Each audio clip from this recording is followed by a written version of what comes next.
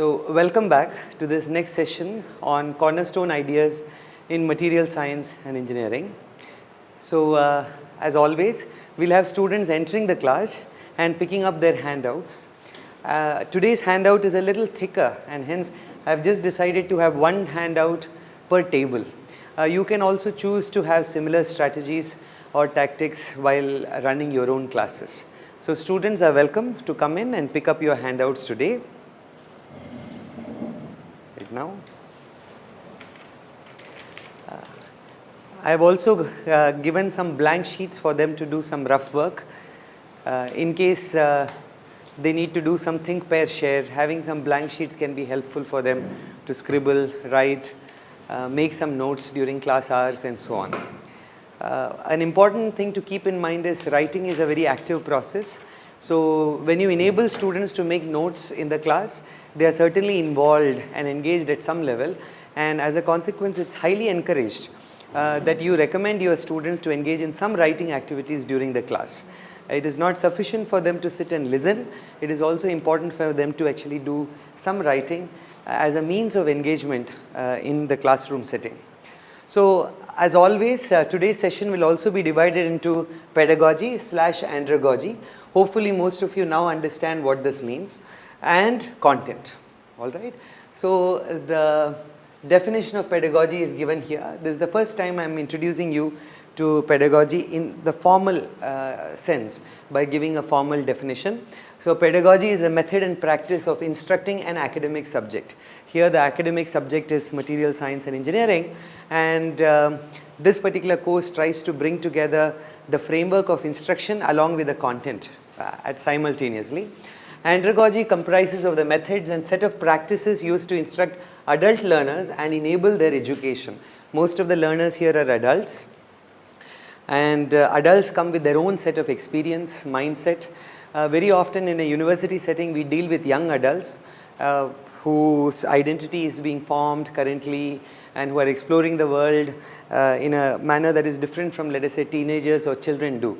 And we ought to respect that experience they bring to the classroom setting, and hence andragogy deals with the methods and set of practices that is used to instruct adults and enable their continued education.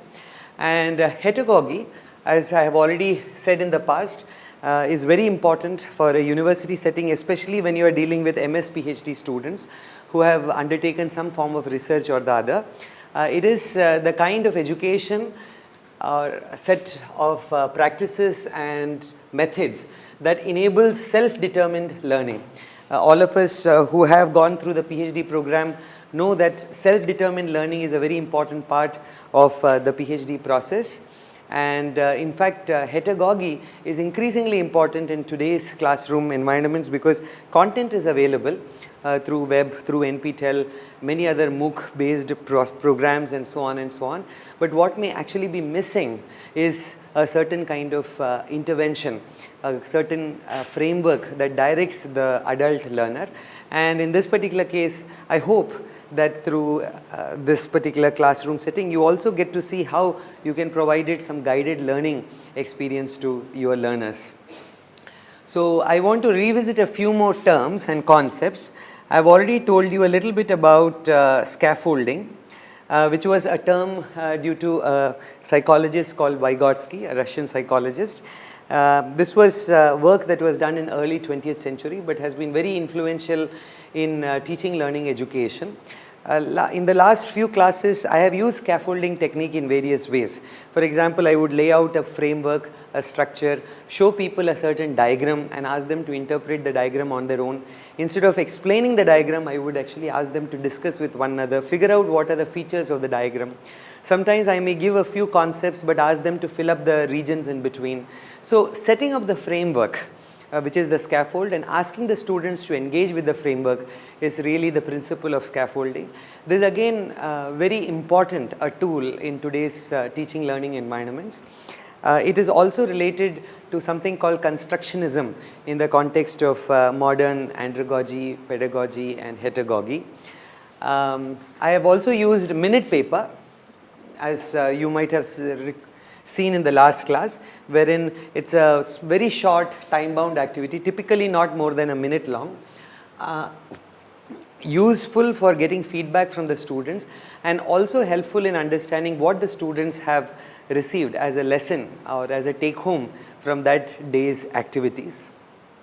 So that's how I have defined it here. It may be defined as a time bound short in-class activity in response to a very specific question.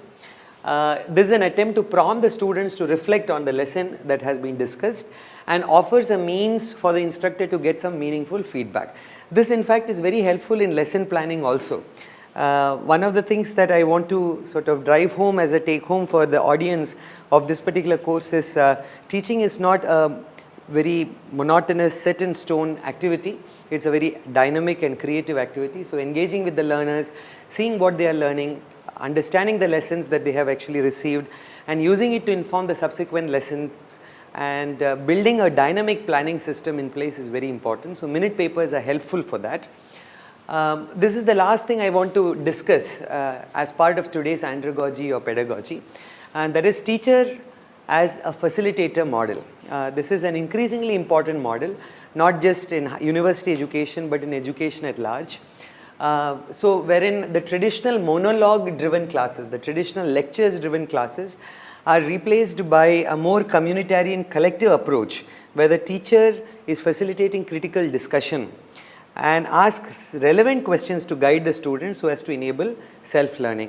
So one of the standard concerns we teachers have is if we go through this very collective experience oriented approach to education, we may lose out on time.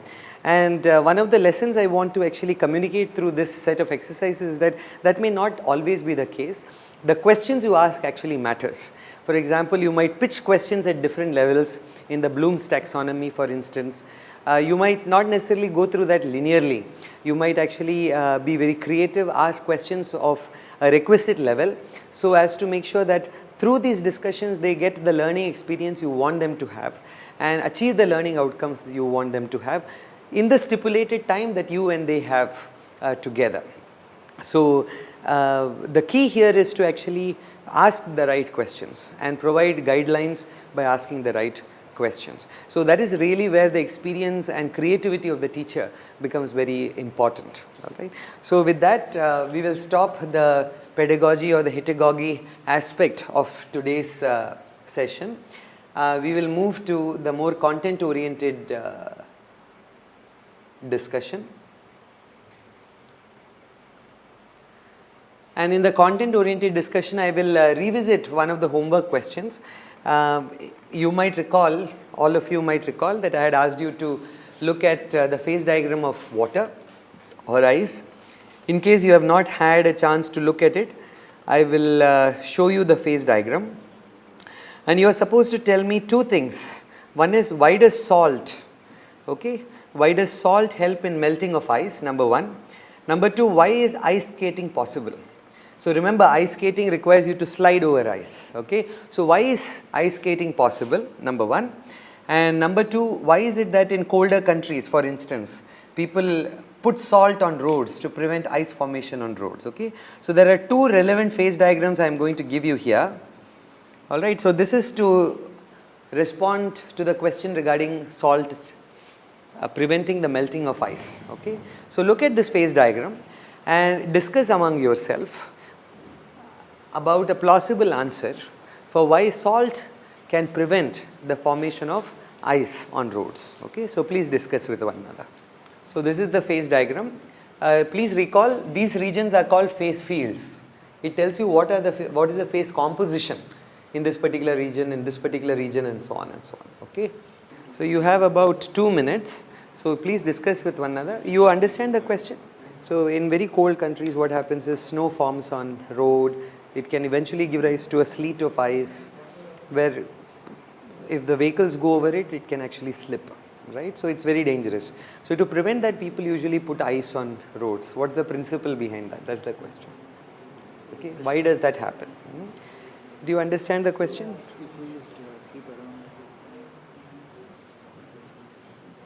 So please note 0 degrees, it's plotted on both sides. So if you draw a line, you get to see what phases are possible at 0 degrees Celsius. The pressure is the ambient pressure, okay, so that is 1 atmosphere. So So temperature is on the y-axis, the composition, that means the percentage of sodium chloride, is on the x-axis.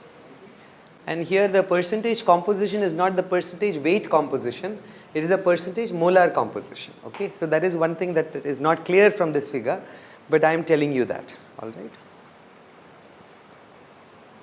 So, what's your thought? Exactly, exactly. Does this connect with something you have studied in chemistry, let us say in +2 or BS? Colligative properties, very good. And what did you learn about colligative properties earlier? So there's something called want-Hoff factor, right? Yes, very good. Very good. So by looking at that diagram, can you explain the depression of freezing point?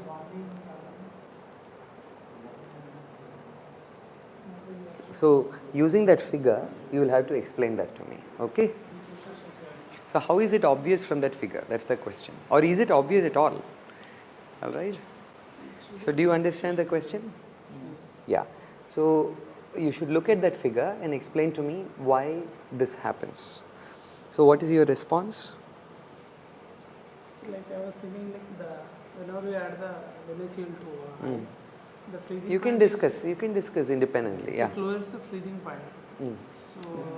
So is it clear from that phase diagram? Yes. It's forming. Fantastic. Fantastic. Yeah. So I want you to just stick to the diagram and nothing else. All right. Very good. So Saurav, do you want to go to the board and explain, okay, what you are seeing there? All right. So please go to the board. So normally the ice forms at 0 degrees centigrade, but if we use the NaCl, the salt, if we add the salt here, the water, this phase is like liquid state. So the ice is not forming. That means the freezing point is getting lower here. So there is a slope, a downward slope here, isn't it? So this is the liquid part. Yes. This is liquid plus ice phase. Correct. Yes. So what you are essentially saying is that this is a downward slope. Yes. So the melt and this particular phase is in equilibrium, and that equilibrium is described by this. Correct. So when I add a wee bit of salt, clearly there is a depression in the which point? Yes, in the freezing point or the melting point. Correct. So there is a depression. So clearly ice that would otherwise have melted at 0 degrees Celsius no longer melts at 0 degrees Celsius because you have added a wee bit of salt. Fantastic. So these phase diagrams are actually very helpful as a consequence for you to transform materials, to work with materials, right, to design material processes and so on. So phase diagram is the go-to place when you are deciding on modifying materials, transforming materials. All right, this is very critical. You understand? Only that certain composition is forming without decay. So that question is, so you are asking about this. Why is it that there is only one minima? All right, so that's the question. So can you have multiple minimas in between? Is that your question? So I have a minima here, and your question is why is it that there are multiple minimas? In principle, I could have a minima here, and so on. So the number of, so there is nothing preventing that. There is absolutely nothing preventing that. So for example, remember this is a point which means you have phase 1, 2, 3. Last time I told you that at a point you have 3 faces that are in equilibrium with one another. All right. In the case of a line, you have 2 faces that are in equilibrium with one another. In the case of a plane, a 2-dimensional surface, you just have a single face. So this is a single face region. Along this line, you have 2 faces. Along this line, you have 2 faces. At this point, you essentially have 3 faces. Correct? So if there are 3 faces that can come together such that their equilibrium is possible, there would be a point there. There's absolutely nothing preventing that. Absolutely nothing. Okay. So for example, there are more complex phase diagrams. I can give you an example of that. Let me see. So you remember the iron phase diagram that I had shown you?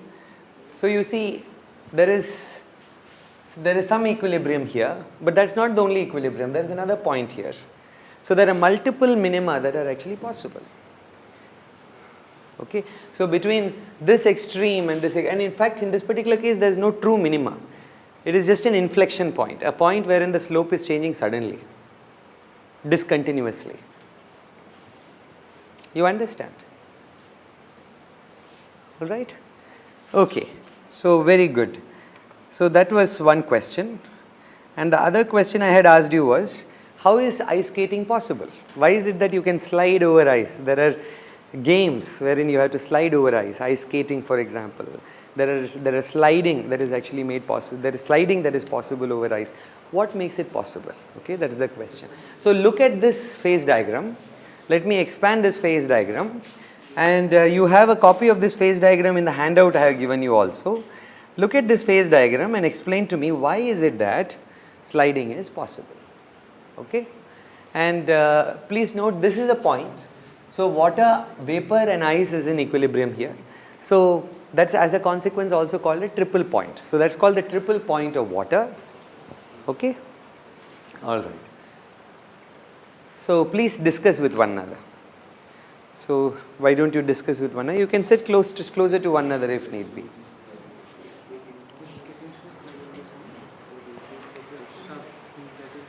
So you have about 2 minutes to discuss that.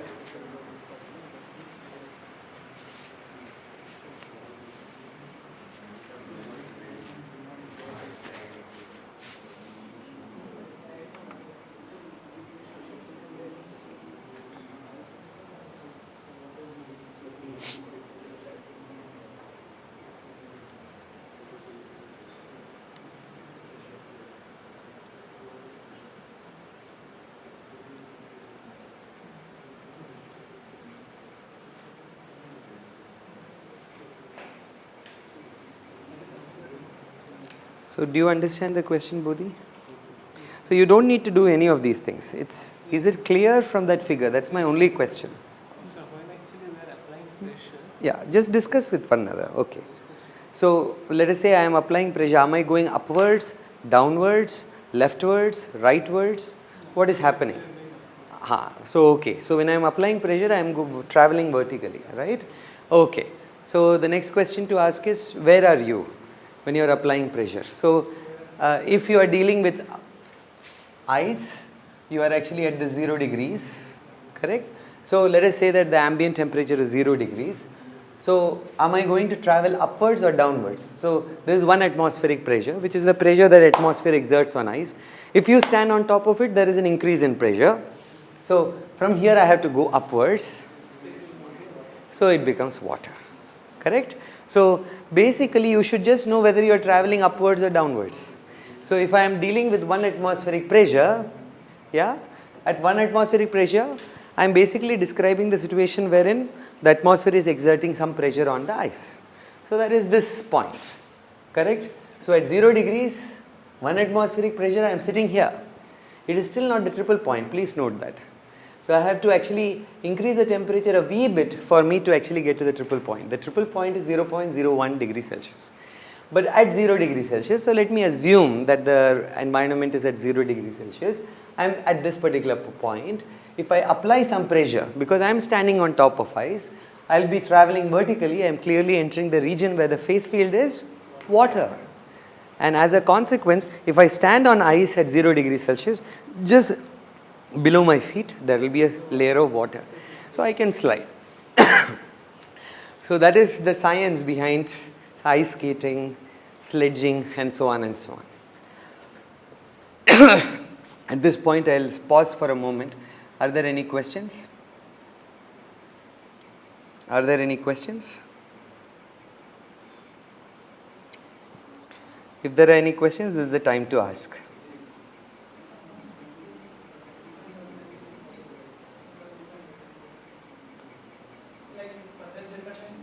What is that? Depends on pressure, right? Yes, correct. Will make so See, it is very clear if you see this. So let me go back to that diagram.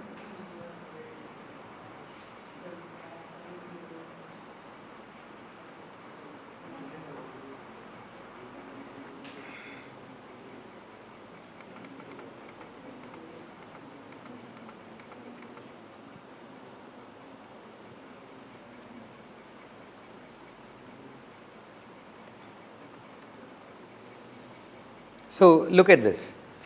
So this is in response to your question. Sorry, the earlier one, right? not even this. Yeah. So here, your question is, what if I apply a lot of pressure? You are still in this region, water region. Do I need to optimize like something? That doesn't come from this diagram. That certainly doesn't come from this diagram. This diagram will only tell you that, look here, when you are standing on top of ice and if the environmental temperature, the temperature the ice experiences is 0 degrees Celsius, you will be transforming it into water. So you will end up having an interfacial layer of water. That is what this will tell you. It will not tell you the thickness clearly. You can see you are entering into this particular region wherein the water is a phase field. Now the entire physics of skating is not described using this, but it certainly describes that just below your feet you can actually anticipate a layer of water. That's all. It doesn't tell you other details to do with the kinetics and dynamics of your skating. That's a different problem altogether. And that water essentially lubricates your way forward. So, all right. So this is some data I have collected, from this web page, Total Materia, right? And note that I have true stress versus true strain. What do I mean by true stress versus true strain? So remember that your stress is force divided by area in the dog bone experiment that we have actually described before.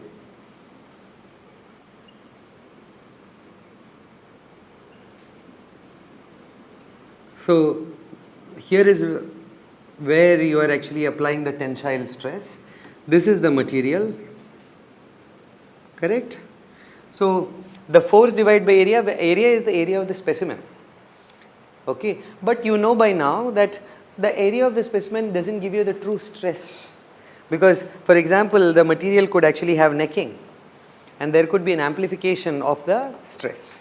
So there could be a non-uniform distribution of stress throughout this particular body. So I might be applying a certain stress here. That is the engineering stress, all right. Assuming that this A is always going to be the A of the material, but it is not the instantaneous stress, correct? Because if there is necking, then you have to correct for that in the denominator. If you correct for it, you get what is called as the true stress. And note that the true stress versus true strain plot, it is different from what you have seen earlier. Earlier, the engineering stress versus engineering strain, the way we plotted it, it was increasing. There was a discontinuous decrease followed by, correct? Do you all remember this? So this was called the ultimate tensile strength. This was called the necking region.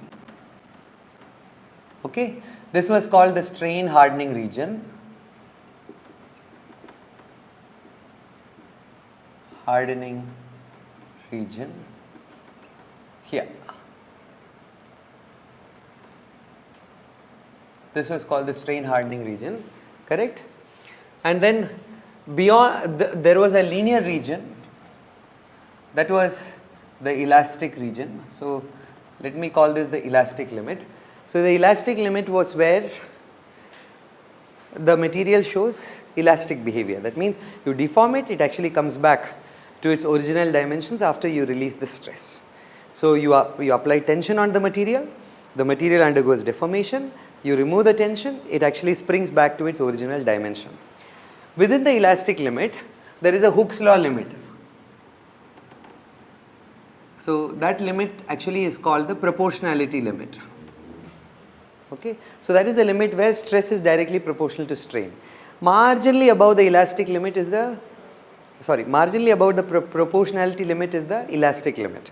So you can go marginally beyond the proportionality limit. That means marginally beyond the region where the Hooke's law is behaved. It's also called the Hookean behavior. So marginally above that, you will still see elastic behavior. That means you can deform it. It may not be proportional anymore. There may be mild non-proportionality, but it still bounces back. But beyond the yield point, you will find that there is no longer any elastic behavior. So beyond the elastic limit is the yield point and plastic flow happens, plastic deformation happens. So beyond yield point, you end up seeing plastic deformation. And plastic deformation is what? It is a irreversible deformation. So there is real materials flow. That is why it is also called plastic flow. It's also called plastic flow. So do you all follow this? So now look at this. This is different from this engineering stress strain curve that I have drawn. Correct? So what are the differences that you find? You will find that there is this region where the slope is such that is positive, followed by a region where slope is negative. Here, do you find any region where the slope is negative? So the true stress strain curve, true strain curve doesn't have any region of negative slope. Here on the other hand, you will have region of negative slope, clearly corresponding to necking in, for instance. Here also you will actually find that there is a downward trend. Okay. What is the next thing you will observe?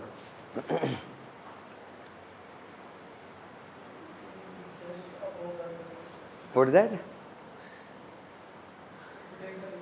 So, but do you all at least appreciate that the true stress strain curve, okay, is different from the engineering stress strain curve, okay? That is very clear to all of you, correct? And here in the case of engineering stress strain curve, this is constantly increasing. This one on the other hand, there are trends where the stress strain curve also has a negative slope, correct? Now you see this, right? This region. So this is the region where there is some strain, correct? But are you applying more stress? You are actually reducing the stress. You are releasing the stress, but the material continues to elongate. And is it an elastic flow or a plastic flow? This one. It is plastic flow. So you are releasing the stress, but still there is plastic flow. So this is called the upper yield point. This is called the lower yield point. So this is called the upper yield point, and this is called the lower yield point.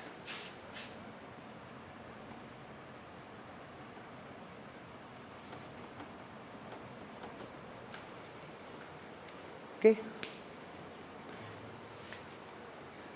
Do you find this curve giving you upper and lower yield points? No. Correct? For that you will have to look at the engineering stress strain curve. The engineering stress strain curve will give you the upper yield point, lower yield point, and they are clearly different from one another. Alright? Now by looking at this curve, can you tell me which one is more ductile and which one is more brittle? Suppose I have a sample of brass, this quality brass, okay, versus this quality aluminum. Can you tell me which one is more ductile? The first one, because you can elongate it much more, you can draw it into a wire more easily than this one. So by looking at the stress strain curve, can you actually decide which one is more ductile and so on? Of course. The one that can be drawn more is clearly more ductile. Correct? So if I have a mix of materials, I can choose which one I can quickly draw, easily draw, and which one I can't easily draw, which one is likely to fracture soon. Alright. Now let us go to the next diagram. See, this one is true stress strain curve and engineering stress strain curve of a ductile material that is plotted together. So which one is true stress strain? This one is true stress strain, and this is the engineering stress strain. Do you always expect the true stress strain to be towards the left of the engineering stress strain? Just discuss this question with one another. Do you expect, see here the way we have plotted is, the true stress strain is towards the left of the engineering stress strain. Is it always the case? Can you discuss with one another? If so, why? If not so, why? You understand the question? Yes.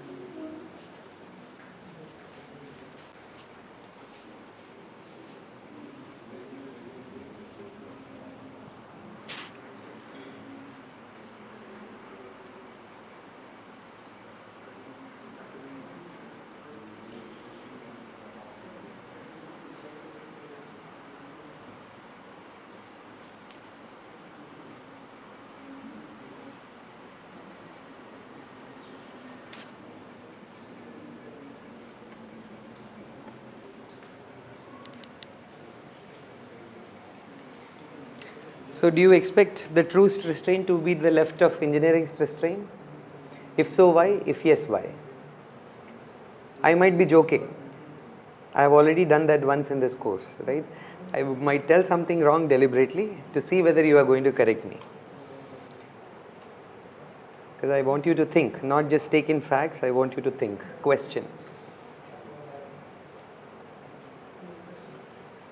Initially, actually, sir, when area was not changing, that time it might be similar. Stress. Okay. So the engineering stress strain, what you are saying is for a perfectly brittle material, the engineering stress strain and the true stress strain are going to overlap. That's what you are actually trying to say. Yeah. Okay, fine. That's correct. After a certain limit, both might be similar. So if a particular material doesn't have any kind of necking, then you expect an overlap. That's what you are saying. Fine. Okay, next. And so after that, when we are giving stress, area will decrease. But is necking the only thing you have to take into account? I also told you a little bit about strain hardening. So for example, here, this region is strain hardening. So material may have or may not have necking, but it might strain harden. But in this particular region, there is no change in the cross section of the material. Correct? There is no change in the cross section of the material. So until here, the cross section of the material is not changing. So in principle, I can actually have this region that is common between engineering stress strain and true stress strain. The difference will come here in this region. Okay, so that is what I have plotted here. So this is a very good point. So Malik here actually mentioned something interesting. Malik says, see, that's what I have plotted here. So I could have a region before strain hardening, okay, at strain hardening or during the strain hardening region also I could actually have perfect overlap between the true stress strain and engineering stress strain. It's only when necking sets in that the difference between true stress strain and engineering stress strain happens, as shown in this particular figure. Correct, that is correct. So that's a very good point, Malik.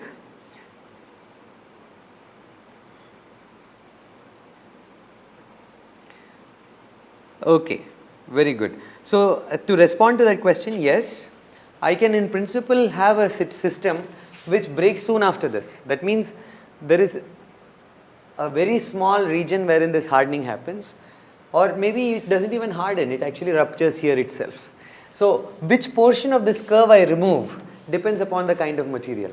For example, if the material doesn't show necking, if it is not a metal, it's not showing necking, you remove this part.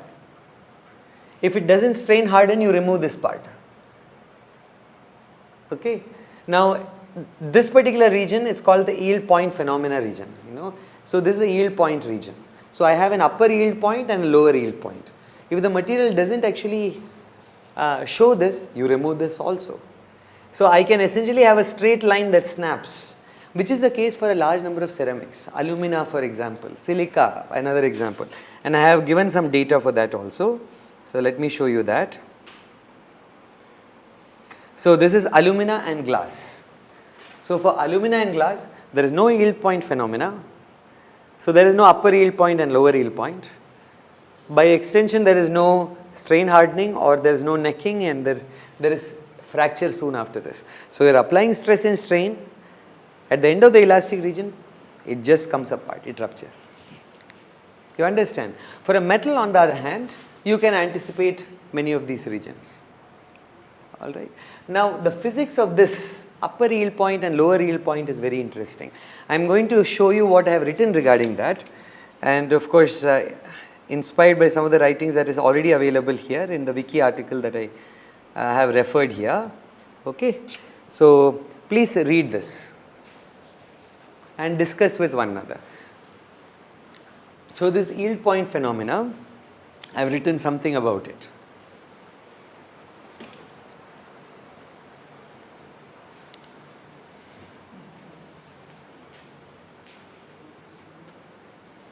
Now I have used the word quartile atmosphere there. So I expect you to use your favorite search engine, read about quartile atmosphere and help me understand what I have written here. Alright, discuss with one another. So spend 1 or 2 minutes reading about quartile atmosphere in your favorite search engine, and then come up with your own description of what this yield point phenomena is that we are describing here. Alright.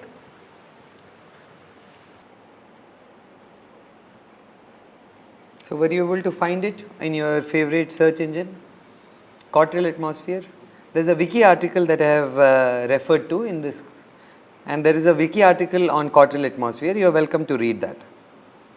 And tell me what quartile atmospheres are.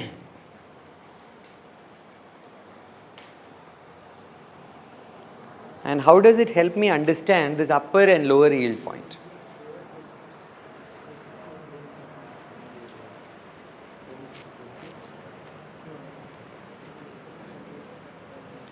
So there is a word there called dislocations. So the simplest way of thinking about dislocations is, suppose you have a carpet. So imagine that that carpet is actually a layer of atoms. Now what I am going to do is I am going to actually push the carpet ends towards one another. So let me use my kerchief in order to actually explain this. So this is the carpet, let us say.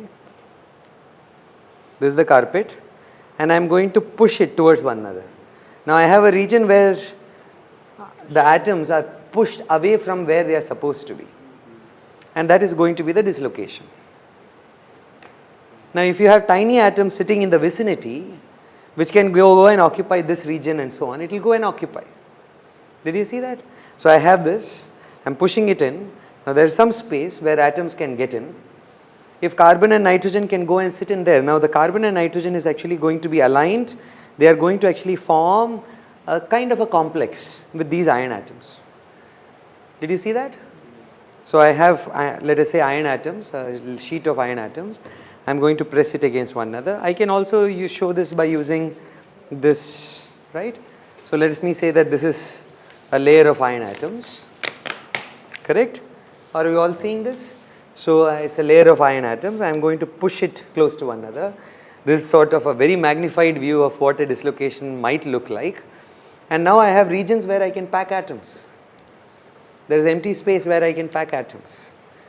Okay. So if I can put carbon and nitrogen atoms here, I have actually created this region which cannot no longer go back like this. Did you see that? So earlier I could actually do this and flex it back. But now I actually have a situation wherein I have this additional layer of iron atoms, and I am going to pack it with carbon and nitrogen. It is going to get frozen there. It can get pinned. Did you see that? Yeah, it can get pinned. Now what will happen is, if I am going to actually push it further, I can have this dislocation that is immobile. So I will end up having another dislocation that is beside it. Again carbon and nitrogen can go in.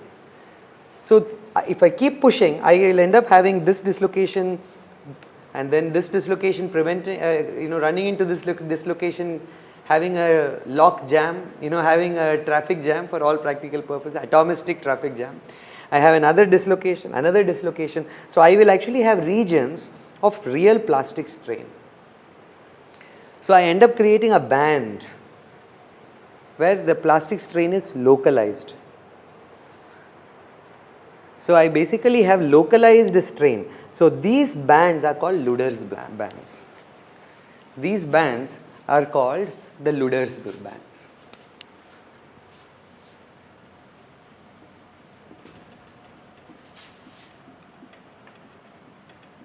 Did you understand this? So regions of plastic strain, where there is extraordinary plastic strain that is localized, those would be called Ludder's bands. Okay. Now these Ludder's bands actually form here. So lot of Ludder's bands form here. You understand? Okay. Here is where the traffic jam begins. Okay. So here is where the traffic jam begins. Here the jam basically gets released a little bit.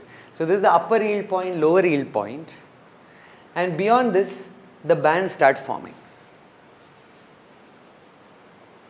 You understand? Looking like same, like opposite point and that Ludder can No. This is the region wherein, so it's not that this is the only region where it forms. But really here is where the bands will start forming and you can see the band movement and all that. Okay, so this region. So this happens because of the fact that there are these atomistic scale traffic jams that are happening. And as a consequence, you will find that there is resistance to deformation also. Think about it. If the deformation is happening because of this atomistic traffic jam, which we call dislocations here in this particular case. So I have this jam, okay, so many and jam will form, it will be overlap with that yield point also. which one? If so many Ludder can form, Yes. it will be overlap with that yield point also. So here is where the jam forms first. Okay. Very few jams. There is, let us say, one, for the sake of argument, a dislocation corresponding to quartal atmosphere, and the corresponding quartal atmosphere is formed. It's released, so it starts moving. But even when it starts moving, there are new bands that are forming here. Did you understand?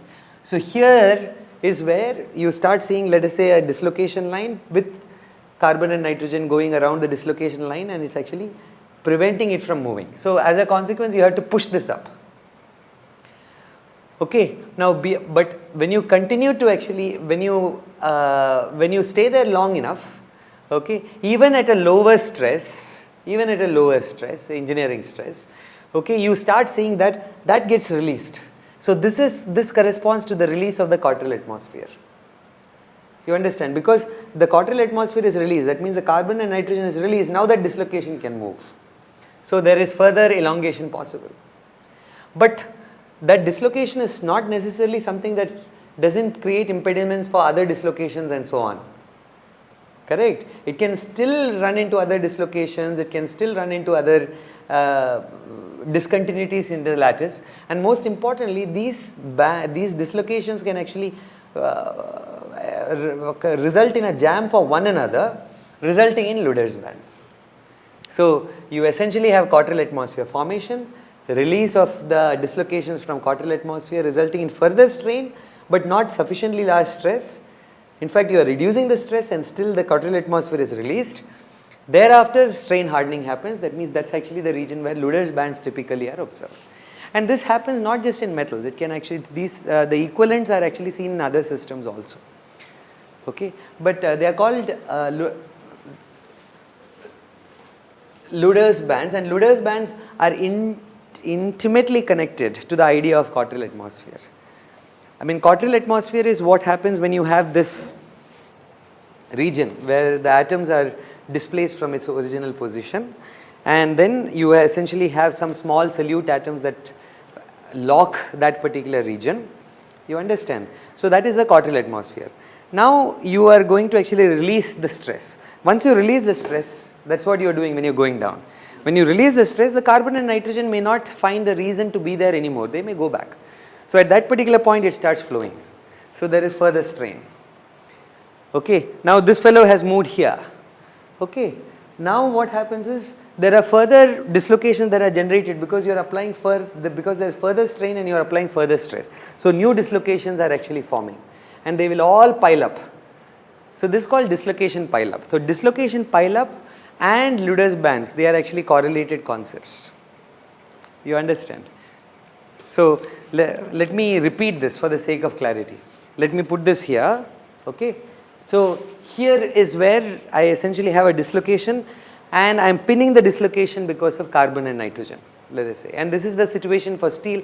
There are other metals also wherein other solute atoms, impurity atoms can result in quartal atmospheres. Okay. So quartal atmosphere is essentially this complexation phenomena between this one-dimensional defect in the crystal and some solute atoms that are interacting with this particular one-dimensional defect.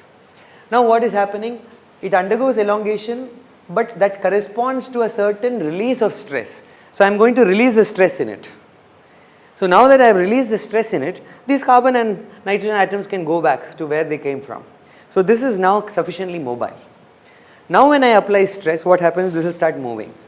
But it might run into other, because I am applying more stress, there may be additional dislocations that are formed here, and additional dislocations formed here, and so on and so on. Now there is a dislocation pile-up.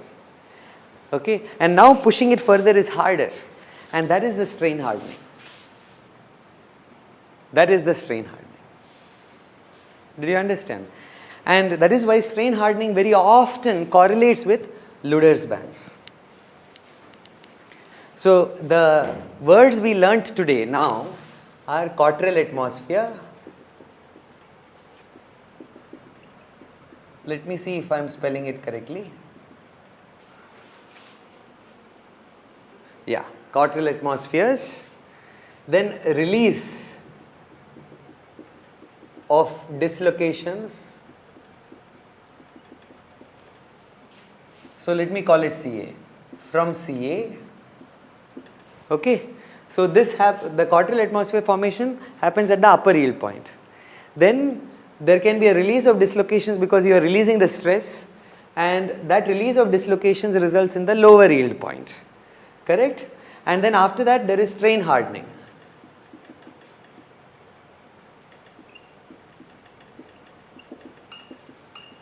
And remember, this correlates with work hardening, cold working, etc., etc. Alright, because you are working on it, you are applying more strain, you are applying more stress. But it's also hardening, it's becoming harder and harder for you to achieve the same, higher and higher strains. You understand? And this corresponds to the formation of Ludder bands, which is because of dislocation pile-up. Let me use this.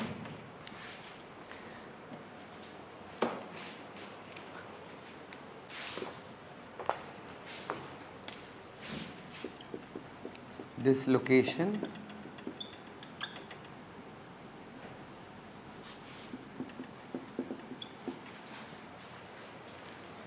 essentially a log jam of dislocations. So as you have more and more log jam of dislocations, it will become harder and harder for the dislocations to move. Okay. So if you have a system which has a lot of dislocations that are interlocked with one another, no dislocation can move. What do you expect the material to be? Do you expect it to be extremely capable of plastic deformation, or do you expect it to be ductile? Brittle? It will become brittle. So a metal which has lots and lots of dislocations that are interlocking one another will become brittle. Okay. So it might become stronger. It might actually undergo strengthening. It might become stronger, but it will become more brittle. So you can take a metal, you can actually strain harden it. So it will become harder, but it will also become brittle. Okay. So strain hardening, as it increases, the brittle nature also typically increases. You understand? So this is interesting, no? So whenever you have difficulties visualizing these dislocations, you can think of using your sheets of paper as a layer of atoms, as a plane of atoms, and think about what will happen, down in the atomistic regime. So for example, when I am applying a lot of stress, then chances are that there will be some pile up. There will be some dislocations generated, some dislocation pile up, and this is typically the reason why flow happens, material flow happens down in the atomistic regime. Okay. So beyond the elastic regime, the plastic deformation is because of dislocations. Okay. So beyond elastic limit, plastic flow correlates with dislocation motion. Okay. Beyond the elastic limit, the plastic deformation, plastic flow correlates with dislocation motion. You all understand this?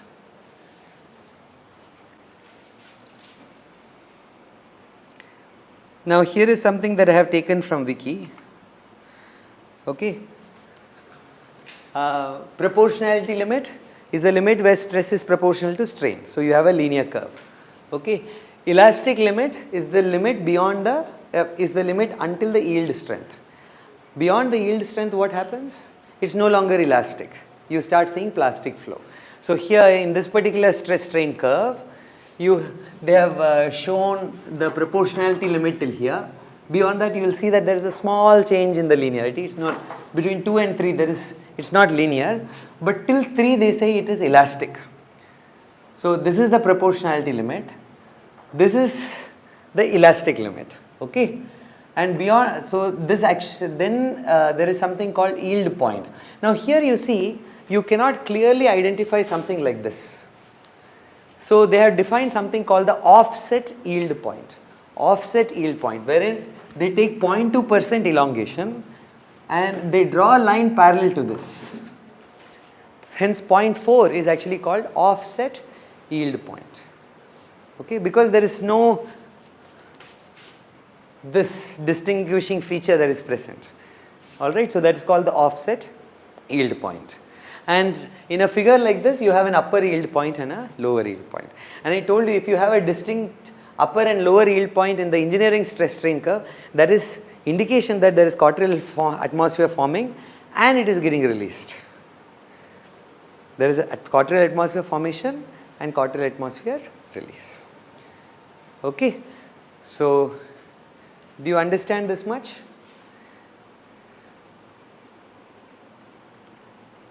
So please explain to one another.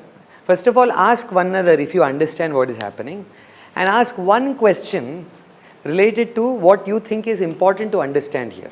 So all of you have in your heads some understanding, some concept of what is described so far. It may be complete, it may be incomplete, doesn't matter. But you ask him one question, you ask him one question related to this. You understand? You ask him one question and you ask him one question related to what you think is conceptually important, so that you clarify to one another if required. You understand? So please ask one another. You ask him one question, you ask them one question. So each one of you should contribute to one question. Both of you should contribute to one question each. Okay? So what are your questions? Can I listen to your questions? Yeah. I was asking in quadrilateral atmosphere, you told that has the region nitrogen and phosphorus. Like, From her it's coming. Yeah. So that means that you can add, no? Carbon and nitrogen you can add.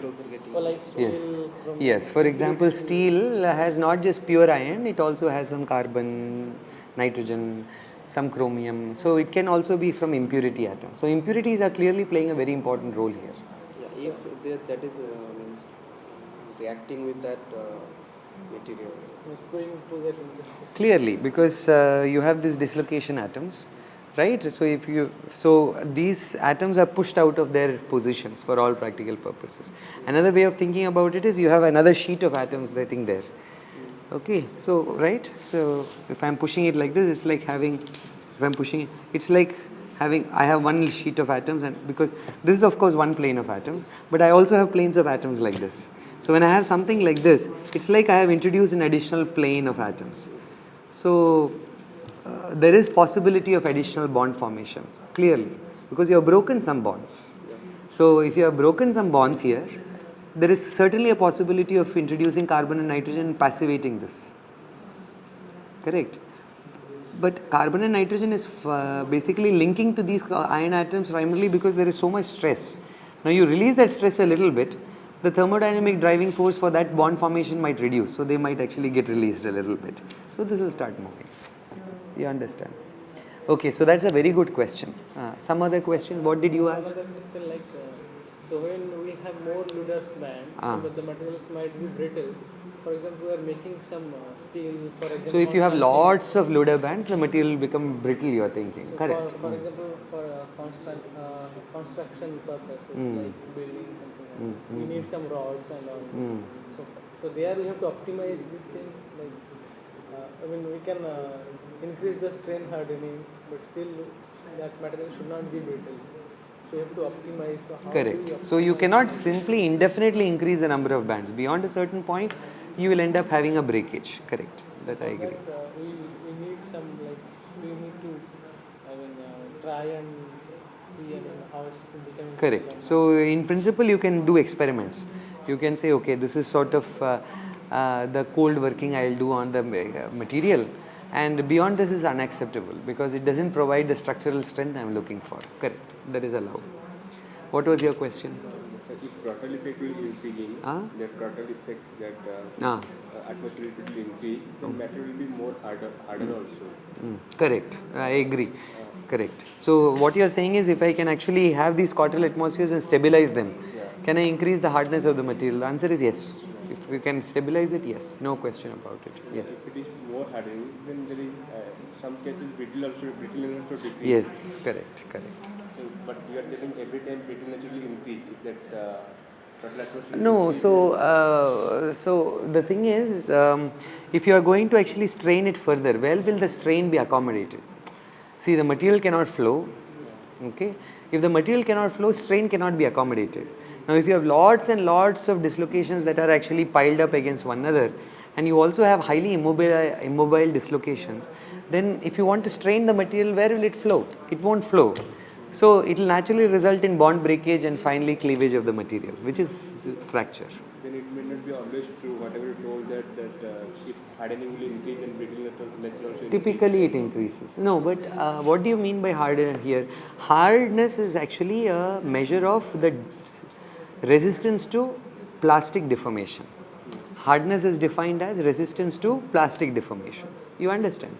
So now you want plastic flow, but you have all these highly immobile dislocations that are all either piled up against one another or they are all connected to some quartal atmosphere or the other.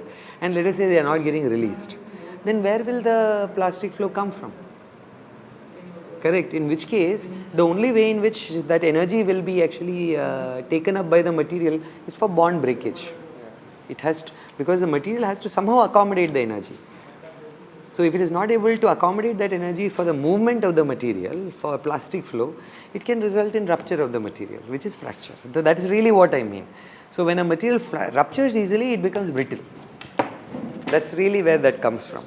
So if the resistance to plastic deformation becomes beyond a certain point, then the tendency of rupturing increases. That's really where that statement comes from. But those are all good questions. Very good. Continue asking one another some questions.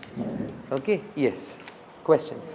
We just asked like whenever the atoms hit here, it will undergo some residual stress, right?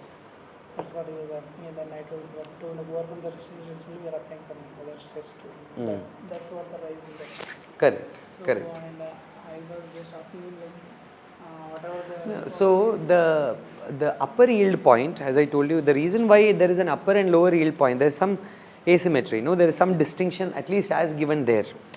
And that has to do with the fact that there is a release in the, that means to say that there is more strain but not as much stress that is required. That means there is a release event, there is a materials release event, and the material is getting released primarily because the quartal atmosphere is actually getting released. So the dislocations are released from the quartal atmospheres. Okay, so is that what your explanation was to his question? Okay. And I asked him, is it advantageous or limitation? Okay. So is it a limitation or an advantage? What is your response? So it was like if we use some material like disposable generally it is Ludder band is forming, is the advantages and not. So like if we use some application when the strength hardening is Yes. then it's advantageous. Correct. But we don't necessarily want a material starting from the range and it's getting dislocated material. Yes. So that's correct. So whether or not strain hardening is advantageous or not depends upon the application you are putting it in. So for example, last time I told you about cold working, right? Or strain hardening, wherein I strain harden to, let us say, a certain percentage, and then I harden it further to a certain percentage and harden it further. So essentially what I am doing is I am actually moving the yield point towards the right. That's another way of thinking about it. When I harden it, I am moving the yield point to the right. Okay. That's another way of thinking about it. So I progressively shift the yield point. So I am making the material more and more strong. I am increasing the yield strength when I am actually increasing the strain hardening. And that is in fact the principle of cold working or strain hardening and so on. You understand? Very good. Good questions. Any other questions? Any other questions? Okay, good. All right. So here is stress strain for polymeric material. Alright, so you will find that there are different kinds of polymers. There are some materials that are fiber like, some are elastomers. Elastomers are those that deform very, very much. And then there are some plastics like rigid plastics that don't deform much, there is no elongation, they are very brittle. So there are some plastics that you are aware of which do not deform much, they are very brittle. There are some elastomers that can actually elongate a lot before they rupture. Alright, there are some flexible plastics, and note that these flexible plastics, they look a little bit like mild steel, like the stress, right? Did you see that? It yields, there is a lower yield point, and in fact it is true in the case of flexible plastics you do see Ludder bands, interestingly, okay. But here it is not because of dislocations, there is something very similar, okay, because dislocations are defined for crystalline objects, alright. These flexible plastics, they do not have crystallinity, they have some percentage crystallinity, alright, they are not 100% crystalline, but you do see Ludder bands here also. In the case of these, there are no Ludder bands, in the case of these, there are no Ludder bands, they just rupture. You understand? So this is the stress strain curve for polymers. Fibers also behave like rigid plastics, as I have mentioned there. Now look at this. This is a composite, the stress strain curve for a composite material. So the composite is made up of polytetrafluoroethylene, and I am actually adding silica ceramic, polytetrafluoroethylene and silica. There is no upper or lower yield point, so you can actually define the 2% offset strength, right? I can actually, there is no upper and lower yield point in this particular case, and beyond this point it ruptures, beyond this point it ruptures.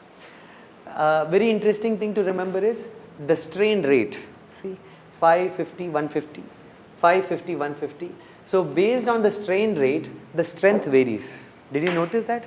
So strength is not an objective thing, it depends upon the strain rate. So epsilon alone is not sufficient, epsilon dot, that is d epsilon by dt, was also important in determining the strength of this particular composite. Did you notice that?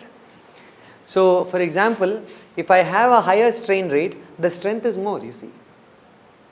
Here I have a higher strain rate and the strength is more. Did you notice that? Did you notice that?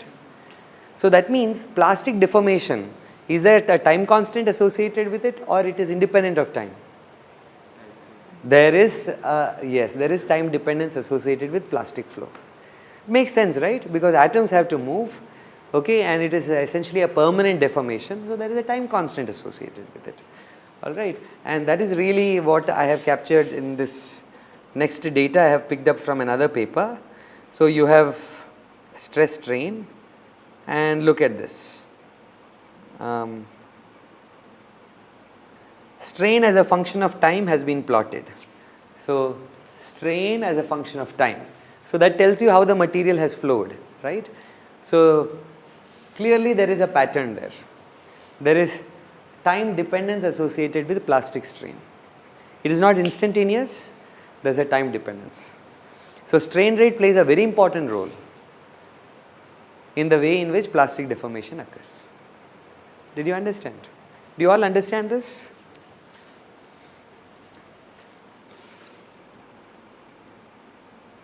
And I will stop with this. So this is what I have given for additional reading so that you can do at home. So there is something called the Bossiness effect, or the discontinuous yielding effect. Alright. So it basically means to say that if yield strength increases in one direction, it decreases in the other direction. Let me say I am strengthening it in such a manner that it becomes stronger under tension. It becomes weaker under compression. If it becomes stronger under compression, it becomes weaker under tension. This asymmetry is called the Bossiness effect or the discontinuous yielding effect. Okay, so yield strength of a metal decreases when the direction of strain is reversed. So for example, here you see the yield strength is, let's say, sigma s, and here the yield strength is sigma s prime. This is under compression, this is under tension, because that is positive, this is negative. Above the axis is positive, below the axis is negative. And sigma s you can see is higher than sigma s prime. Did you see that? So Sigma s as it increases, sigma s prime decreases, and vice versa. As sigma s prime increases, sigma s decreases. So this is called the Bossinger's effect or the discontinuous yield strength effect.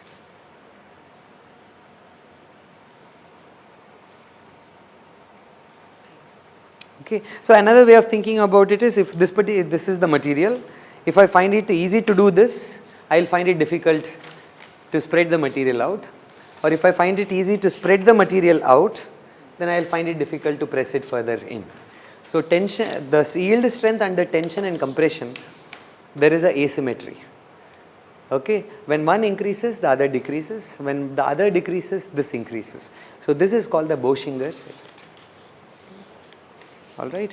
So let me add that to the list of things that we have learned today.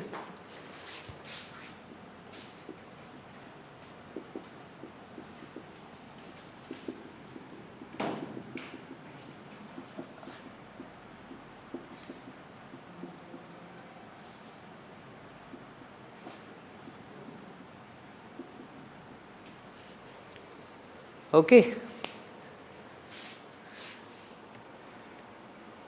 So simply saying sigma s is greater than sigma s prime. Alternatively, sigma s prime can be larger than sigma s. So there is a compromise between the two. And here briefly I have written, it is a general phenomena found in most polycrystalline materials. It is in fact seen in cold worked metals. Dislocations accumulate at barriers, produce dislocation pile-ups and tangles. I have already told you about dislocation pile-up and tangle. Unidirectionally, when you cold work, there can be accumulation of dislocations. When the stresses are applied in the reverse direction, the dislocations are now released. Okay, they are now released when you are applying it, and as a consequence, it becomes easier for you to achieve plastic deformation in the reverse direction. So when you are plastically deforming the material in one direction, there is dislocation pile-up and tangling. When you are reversing the direction of the strain, now this particular pile-up of material can easily flow in the other direction. And that is why you actually have this asymmetry between sigma s and sigma s prime. You understand? So that is really the Bossinger's effect. Alright. So with this we will stop. So we have really applied some of the concepts we have learnt from engineering stress strain curve, compared it with true stress strain curve, and then we have looked at other concepts like quartile atmosphere, dislocations, release of dislocations, upper yield point, lower yield point, how the stress strain curve correlates with strain hardening procedures, the importance of Ludder's bands, dislocation pile-up and tangles, then elastic point, proportionality limit, plastic flow, time dependence of plastic flow, alright. Then the stress strain curve for brittle and ductile materials, the fact that polymers can be elastomeric or they can be rigid, and then anything in between. A rigid plastic or a fiber ruptures, an elastomer elongates extensively. Most plastics are somewhere in between the two. They either rupture like a ceramic would, or they would just extend like an elastomer would. You understand? Alright. So, so that's really what we did today. And please note that we also saw that the true stress strain curve is towards the left of the engineering stress strain curve. And we also saw something called the Bossinger's effect or discontinuous yielding effect. And then we looked at upper yield point, lower yield point, the yield point phenomena, okay, strain hardening, Ludder's bands, okay, and Ludder's bands form not just in crystalline and polycrystalline objects, they can also form in polymeric systems. In fact, wood also can have Ludder's bands, waxes can have Ludder's bands, alright, and then necking and rupture. Based on what phenomena is not shown by the material, you can eliminate that proportion of the stress strain curve. For example, if there is no necking, you remove that. If there is no strain hardening, remove this. If there is no yield point phenomena, remove this. And in fact, if you stop at this, it is actually a brittle material. You understand? Larger the elongation, more is the ductility associated with the material. So I showed you some stress strain curves, and I asked you to pick up which one is more ductile, for example, and you were able to say that, right? So with that, we have come to the end of the content part of this particular session. And for the teachers, We revisited concepts and terms that we discussed over the last few sessions. We talked about scaffolding. Today also I used scaffolding, if you remember, if you recall. For example, I showed them the difference between true stress strain and engineering stress strain curve. I asked them to deduce the differences between true stress and engineering stress strain curve, deduce the differences between various materials based on the degree of ductility they can demonstrate, and so on and so on. So there was scaffolding. There is something called the zone of proximal learning, which I did not discuss, but it really means the difference between what a student can learn on her own or his own, and how much the student learns in a facilitated environment, in an environment where learning is afforded. Okay. So for example, that in this particular session, we covered some ground. Now the student can be given the freedom to learn on their own with absolutely no guideline, and I am sure the students will learn something. But the difference between facilitated learning and unfacilitated learning is what is called as the zone of proximal learning, and that is really the responsibility of the educator to actually facilitate that learning. So all students are intelligent. If they are motivated, they can learn on their own. But when they are facilitated, they grow a lot more. And that growth is actually happening through the zone of proximal learning. Another very important concept in education. And then teacher as the facilitator model. So our job is not to just engage in some kind of monologue, but our job is to facilitate the student through that zone of proximal learning. So those are the things that we discussed as far as the pedagogy or andragogy part of this particular session is concerned. With that, we have come to the end of this particular session. See you all very soon. Thank you.